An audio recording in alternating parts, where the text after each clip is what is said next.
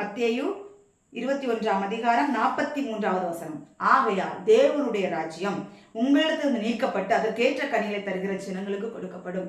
கர்த்தர் சொல்லி சொல்லி பார்ப்பாரு, கட்டிந்து கொள்வாரு, அடிப்பாரு, நொறுக்குவாரு, உருக்குவாரு, அக்கையில புட்டமிடுகிற புட்டமிட்டு பார்ப்பாரு. எதுலையுமே நீ கீழ்ப்படியல அப்படி என்றால் உன்னுடைய ராஜ்யம் நீக்கப்பட்டு அதற்கேற்ற கனிகளை கொடுக்கிறவர்களுக்கு கொடுத்துருவார் ஆண்டவர்.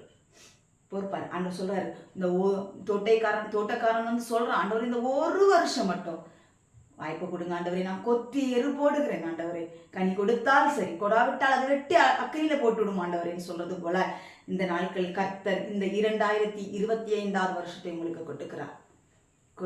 எச்சரிப்பாயிருங்கள். கர்த்தர் எப்ப வேணாலும் வரலாம், இயேசு எப்ப வேணாலும் வரலாம்.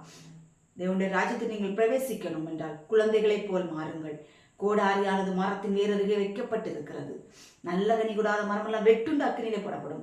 நீங்கள் நல்ல கனி கொடுக்கவில்லை என்றால் உங்களுடைய ராஜ்யம் நீக்கப்பட்டு அதற்கேற்ற கனிகளை கொடுக்கிறவர்களுக்கு தேவன் கொடுத்து விடுவார் என்று வேதவசனம் சொல்கிறது.